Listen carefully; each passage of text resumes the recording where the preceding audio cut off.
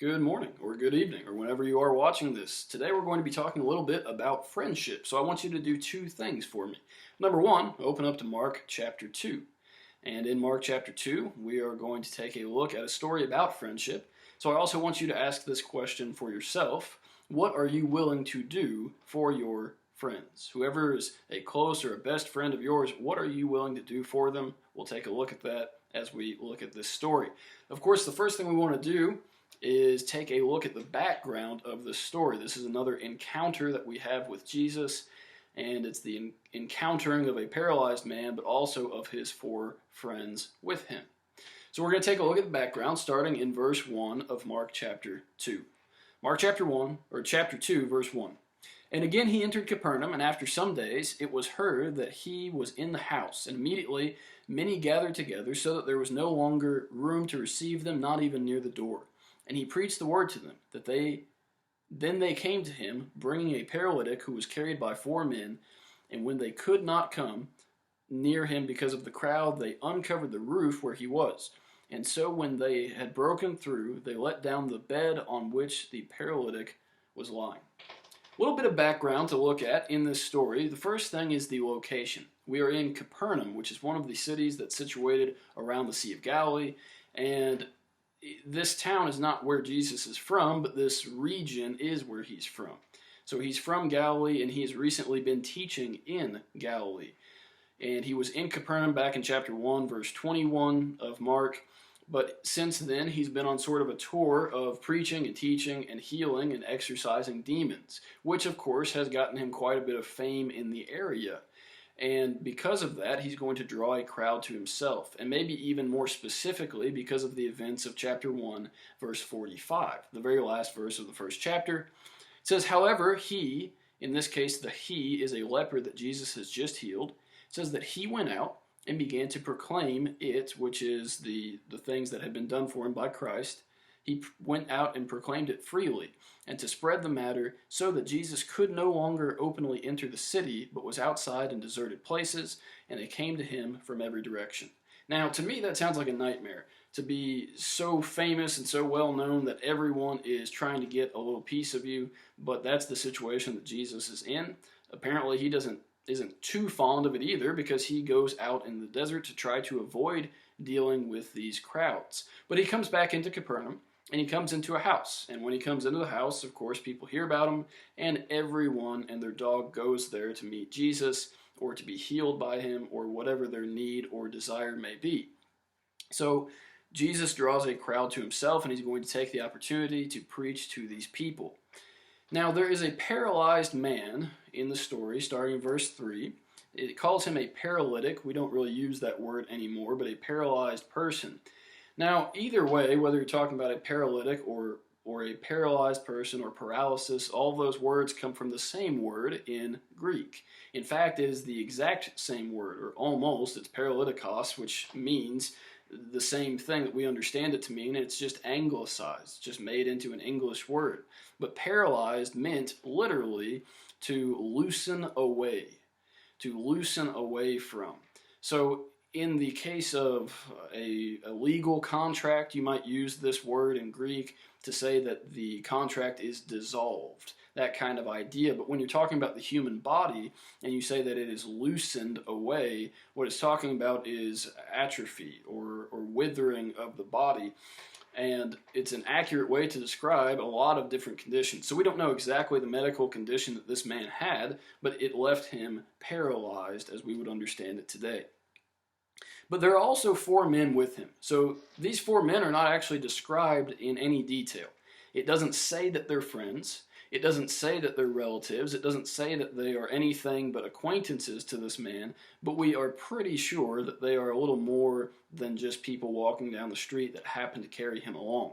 Most people, if they were even willing to do that, certainly wouldn't be willing to fight a crowd and wouldn't be willing to take an alternate route just to get this man to Jesus. So either they might be relatives, but they are certainly his friends. In Ecclesiastes chapter 4 and verse 10, the same idea is given, that if one man falls by himself, there's no one there to help him up, but if he has friends around him, then they can encourage and strengthen him. And certainly that's what these men do here.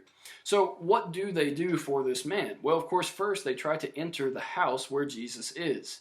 That doesn't work. So what are they going to do next? They're going to give up, and the Bible's just going to leave it there and not even record the rest of the story, because who wants to read about people that give up, right? So, in fact, they do not give up, but instead they go for plan B. And what is plan B? Well, plan B is a little unorthodox, but it does work. Plan B is that one door has closed, and so what do? Well, they don't open another door exactly, but they dig through a roof. Now, what does that mean? Well, our roofs wouldn't be as easy to do this with. It'd be a lot of shingle and then a lot of wood to get through after that, and then insulation. But in their case, the roof that's in view here is probably a tile-topped roof that you could remove the tiles off of, and then under that there might be hay or a mixture of straw and mud, and then under that there would be wooden rafters. So it's not that it's an easy thing to do, but it's a lot more manageable than trying to get through a modern roof today. But either way, they're willing to put in a lot of work to make this happen. And what are they trying to make happen? They're trying to get their friend to be able to encounter Jesus. So the encounter takes place. Starting in verse 5. In verse 5 it says, "When Jesus saw their faith, he said to the paralytic, 'Son, your sins are forgiven you.'" Now, if there's any key word in this passage, I think the key word is there. And that sounds kind of strange, but the word there, when it says that Jesus saw their faith. Now, who is it that's actually coming to him for help? It's the paralyzed man. But it doesn't say that Jesus saw his faith, but it says that Jesus saw their faith. Not just the faith of the one man, but the faith of those willing to help their friend. So Jesus sees their faith, and Jesus then is willing to act on that great faith, not just of the one man, but of the 5 men. And Jesus, of course, will heal them. And in his compassion, the first result of this is that this man is healed of his paralysis, which is an amazing miracle in and of itself. But there's a second result from this that really spawns from what Jesus says to heal this man. Jesus says quite specifically, "Son, your sins are forgiven you." Now, in reality, to us, that doesn't even sound like something that would be able to heal someone from a physical ailment. But for the Jews' understanding, it probably would have been a lot more in line with what they knew. But still, Jesus uses these words specifically. It's no accident that he says what he does. And as a result, it's no accident that the Pharisees that are present respond in the way that they do.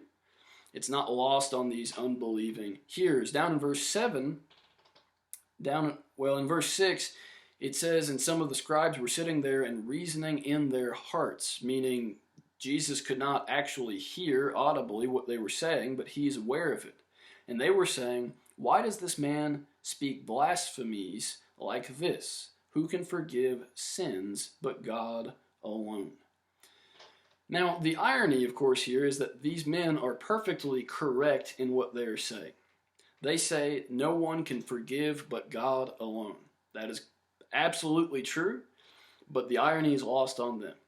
What they're saying is that only God can forgive, and what Jesus is saying is, yeah, you're right.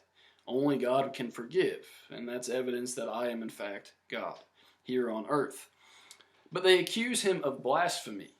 Now, we understand that if Jesus is God, then there's no blasphemy in saying that he can forgive sins. But they say he's not God, and therefore he's making himself equal to God. And that is blasphemy. What is blasphemy? Well, again, like the word for paralytic, the word blasphemy is a direct loan word from Greek. The same transliterated idea there. But this time, blasphemy means to slander or to speak irreverently against, almost exclusively used for God, or used about God. So it's speaking against, it's slandering about someone, and again, specifically God. So he is accused of blasphemy and a lot worse other places. But Jesus asks or responds to this in verse 9, He says, which is easier to say to the paralytic, your sins are forgiven you, or to say, arise, take up your bed and walk? But that you may know that the Son of Man has power on earth to forgive sins, he said to the paralytic, as in he turned aside and said to the paralytic, I say to you, arise, take up your bed, and go to your house.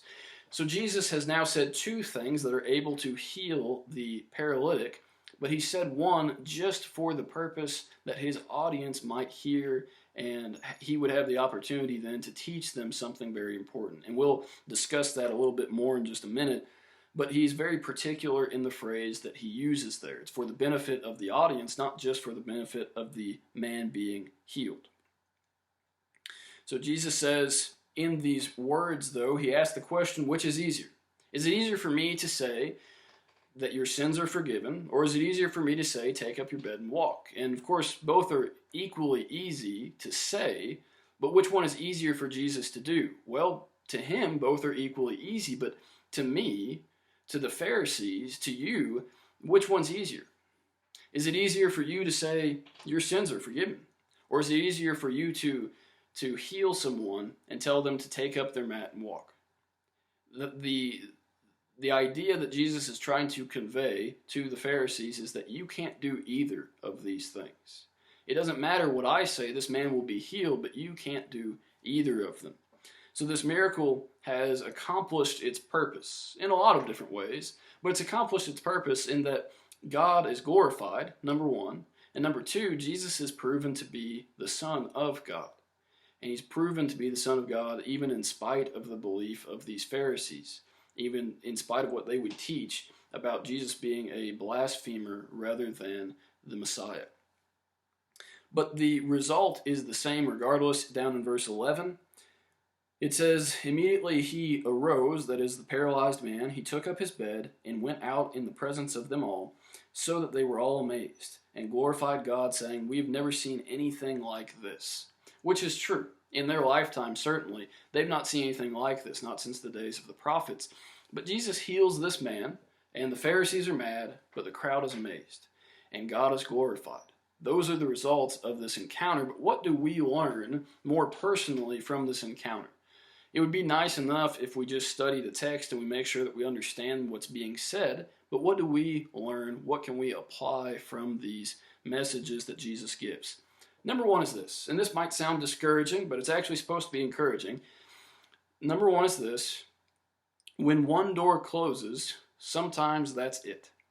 I know the phrase is, when one door closes, another one opens, but that's just not always true. That's sort of the wisdom of the world, which is not always that wise. When one door closes, sometimes that is it. There's no other opportunity there that's available, no easy door, second door to walk through. If that had been the case in this situation, obviously, the four men would have just carried the man around to the back door, to the side door, some other door that was now open because that first door had closed. But in reality, the phrase in this case is, when one door closes, sometimes you have to dig your way through a roof if you want to still accomplish the same purpose. Now, I know that's a bit of a mouthful for any kind of axiom, but still, the idea is there in the text. Sometimes things are not going to get easier. Just because one door closes, that doesn't mean that another door has opened, but sometimes it means that more work is going to be required of us if we're still going to make something happen. But if we're willing to put in that work, then a miracle may be the result. The second lesson is this, and this is the most important lesson of this text. The second lesson is that Jesus is Lord. Now, hopefully we know that already, but I think that this is one of the best and one of my favorite miracles that takes place in Jesus' ministry, because it shows thoroughly that he is who he says that he is. And it doesn't matter what the Pharisees think or what they try to say, but he can prove that he is in fact the Messiah. So, again, he asked the question in this text, which is easier for you to do? So if I ask myself this question, I say, which is easier for Isaac to do? Is it easier for him to heal somebody, or is it easier for him to forgive somebody's sins? Well, guess what? I can't do either of those things. It's just not possible for me to do either. So the answer to the question that Jesus is asking rhetorically is neither. The answer is neither. I cannot heal someone. I cannot forgive someone's sins. So because of that, I'm clearly not a Messiah. I'm not the Son of God. I'm not the Lord, but Jesus is able to do both of these things. And the reality is, it doesn't matter which one he says, the result will be the same. So Pharisees, which is easier for you to do? Oh, you can't do either? Well, I can do both. And I will do both. And you will see the glory of God happening right in front of you, if you're willing to watch. That's what Jesus says when he asks the question, which one's easier to do? Another way of looking at this, and maybe this isn't worth mentioning, but of course I'm still going to mention it, but which one's easier? Is it easier to forgive, or is it easier to say something? And again, this may be a stretch on what the text is actually talking about, but let me make this application because I think it fits here. Is it easier for me to say to somebody, yeah, I forgive you? Is it easier for me to say, yeah, that's forgiven? Or is it easier, or is it harder to actually forgive that person? The difference being that it's easy to say things, it's hard to accomplish them, easier said than done, but certainly that's true of forgiveness. Now, for Jesus, I would suggest the same is still true. Is it easier for him to heal someone or to forgive someone's sins? Now, I guess both are equally easy for him, but which one requires more power, more love, more compassion? Certainly the forgiveness of wrongdoings against him and against his Father. So whenever we think about which one is easier to do, to say or to forgive, obviously the answer is going to be to forgive others. But it's something we can still work on, especially if we're trying to work on being a friend to someone. Now here are the two lessons, or the two questions that need to be asked with this lesson. And this is directed fully at you and fully at me, and the questions are challenging. The first question's easy, but the second question makes it a little bit harder. Here's the first question. What would you be willing to do to help your friends? Let's say that your friend has injured themselves pretty badly. They're going to have to go to the hospital, maybe get some stitches, whatever it is. Are you, as their friend, if they call you up, are you willing to go to pick them up, to drive them to the hospital? Are you willing to sit with them or sit in the waiting room while they go through surgery? Are you willing to sit with them as they recover? Are you willing to drive them back home? Are you willing to go and get food for them? What are you willing to do? And if I ask you all those things, you'll probably say, yeah, sure, I'll do those things. For someone that's a friend, of course, I'll do all of those things. And that's the response that we should have. So if they're gravely injured in some way, or even just a minor injury, we would say, sure, of course, I'll do whatever you need to do, whatever I can do for you, right? Here's the second question. What are you willing to do for your friend's soul? Same friend, except this time we're talking about a spiritual injury. And I know that's maybe not the right way to go with it, or maybe that seems a little cliche, but if we're talking about a spiritual person, a soul of a friend, what are we willing to do for them? Are we willing to go to the same lengths that we would if they were physically injured? If we're talking about that same friend, the question that occurred to me when I was thinking about this, and I know that this steps on some toes, but what if I'm such a good friend to someone? What if, because I am their friend, they are one of the best taken care of people in the world? What if because I am their friend, they are made wealthy as a result? What if their life is just so much better because of me being their friend?